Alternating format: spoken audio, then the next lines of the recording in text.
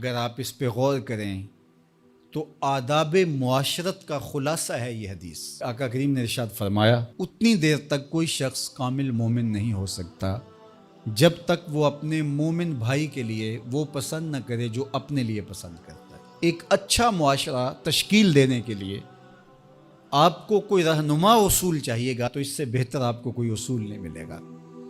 اپنے لیے بہرحال بندہ بہتر ہی چاہتا ہے، تو جب وہ اس مزاج میں ڈھل جائے کہ میں اپنے مومن بھائی کے لیے، اپنے معاشرے کے دوسرے افراد کے لیے بھی وہی چاہوں گا، تو پھر مجھے بتاؤ کہ معاشرے کے اندر پھیلتی ہوئی روحانی بیماریاں، حسد، حقد، بغض، کینہ، نفرت، ایک دوسرے کو نیچا دکھانا، تکبر، رعونت، غرور، یہ ساری چیزیں یہ کہیں آپ کو نظر بھی نہیں آئیں۔ صرف اسی حدیث کو اپنا امام بنا لیا جائے اور اپنا منشور حیات مان لیا جائے۔ محمد بن حنفیہ رضی اللہ تعالیٰ عنہ حضرت علی المرتضیٰ رضی اللہ تعالیٰ عنہ کے فرزند ہیں، لیکن حضرت سیدہ فاطمہ الزہرا سلام اللہ علیہا سے نہیں ہیں، اور حضرت امام حسن رضی اللہ تعالیٰ عنہ حضور علیہ السلام کے نواسے، تو بھائی آپس میں، تو دونوں میں کسی معاملے میں شکر رنجی ہو جاتی ہے۔ شکر رنجی، جس رنج میں مٹھاس ہو، شکر ہو، میٹھی ناراضگی، کوئی بغض حسد پہ مشتمل ناراضگی نہیں۔ تو حضرت محمد بن حنفیہ ایک دن بیٹھے تو سوچا کہ وہ میرے عمر میں بھی بڑے بھائی ہیں، اور پھر دوسری بات یہ ہے کہ وہ رسول خدا کی بیٹی کے بیٹے ہیں، ان کا یہ اعزاز ہے، بہرحال مجھے تو یہ اعزاز نہیں ہے، پھر جوانان جنت کے سردار بھی ہیں، تو میں ان سے ناراض ہوں، وہ میرے سے ناراض ہیں، تو بات بھی کوئی اتنی خاص نہیں۔ تو اب دن بھی 3 گزر رہے ہیں، چلو میں ان کو راضی کر لیتا ہوں۔ تو گھر سے نکلے ان کو راضی کرنے کے لیے، تو واپس آ گئے راستے سے، کاغذ لیا اور اس کے اوپر اپنے بھائی کے نام مکتوب لکھا کہ میں آپ کو راضی کرنے کے لیے گھر سے نکلا تھا، لیکن راستے میں مجھے حضور علیہ السلام کا فرمان یاد آیا کہ جب 2 مومن بھائی آپس میں کسی معاملے میں الجھ جائیں، ناراض ہو جائیں، تو جو صلح میں پہل کرے گا وہ جنت میں بھی پہلے جائے گا۔ تو میں تو یہ گوارا نہیں کرتا کہ آپ سے پہلے جاؤں، تو میں ناراض ہوں، آپ آئیں اور مجھے منائیں۔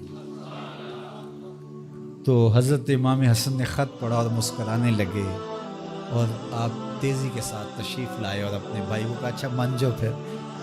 تو وہ مننے کے لیے تو پہلے ہی تیار تھے نا۔ تو جب آپ اپنے مومن بھائی کے لیے وہ پسند کریں گے جو اپنے لیے پسند کرتے ہیں، تو پھر زندگی گزارنے کا مزہ آنے لگے گا۔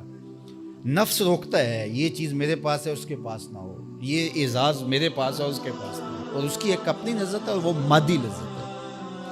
اور ایک ہے باطن کی روح کی لذت۔ تو روح کی لذت نفس کی لذت سے کہیں زیادہ اور کہیں دیر پا اور کہیں مختلف ہے۔ اس لیے جب آپ قربانی دیتے ہیں، ایثار کرتے ہیں، یا کسی کو ترجیح دیتے ہیں، تو اس کی جو روحانی لذت ہے، آپ کو بھوک لگی ہوئی ہے تو آپ کو ایک روٹی مل گئی ہے، تو آپ کو ایک ایسا شخص نظر آیا جو آپ سے بھی زیادہ بھوکا ہے،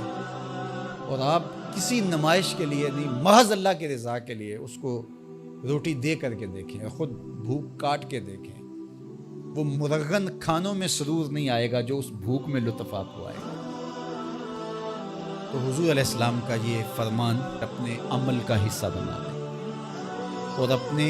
بھائیوں سے، جو خونی رشتے سے جڑے ہوئے بھائی ہیں، وہاں سے شروع ہو کر کے پورے معاشرے کے اندر اس کا عملی نفاذ کریں۔ آپ کو اتنا سرور آئے گا اور باطن میں اتنا نور آئے گا، اور اس قدر معاشرے میں خوبصورتی کی بنیاد پڑے گی۔ اور اگر ہم آج اس حدیث کو اپنے لیے خضر راہ بنا لیں تو یہ اس پہ عمل کرنا کوئی مشکل نہیں ہے۔ یہ آپ ابھی سے جب اٹھیں گے تو اپنے ساتھ والے کو ترجیح دے دیں گے کہ پہلے یہ گزر جائے، تو ابھی سے شروع ہو جائے گا یہ کام۔ تو یہ آپ گھر میں اپنے بچوں کے ساتھ، اپنی بیوی کے ساتھ، روزمرہ کی زندگی میں جہاں ملازمت کر رہے ہیں، کاروبار کر رہے ہیں، جن دوستوں کے ساتھ کھیل رہے ہیں حتیٰ کہ، تو یہ وہ چیز ہے کہ اس کا آغاز عمل سے پہلے سوچوں سے شروع ہو جاتا ہے۔ کہ آپ کسی کے لیے اچھا سوچنا شروع کر دیں. جو اپنے لیے سوچتے ہیں وہ اپنے بھائی کے لیے بھی سوچیں. ہمارے بزرگ فرمایا کرتے تھے کہ کسی کے ساتھ دوستی کا ایک حق یہ بھی ہے کہ اس کی آخرت کے لیے سوچا جائے کہ یہ میرا دوست ہے تو دنیا میں میرے ساتھ ہے تو حشر میں بھی جنت میں میرے ساتھ ہو. تو اس کی ہدایت کے لیے اگر نماز نہیں پڑھتا تو اس کو نماز کی طرف لے کر آئیں. اگر اس کے معاملات کے اندر خرابیاں ہیں تو ان کو دور کرنے کی کوشش کریں اور اس کو آہستہ آہستہ اچھائی کا خوب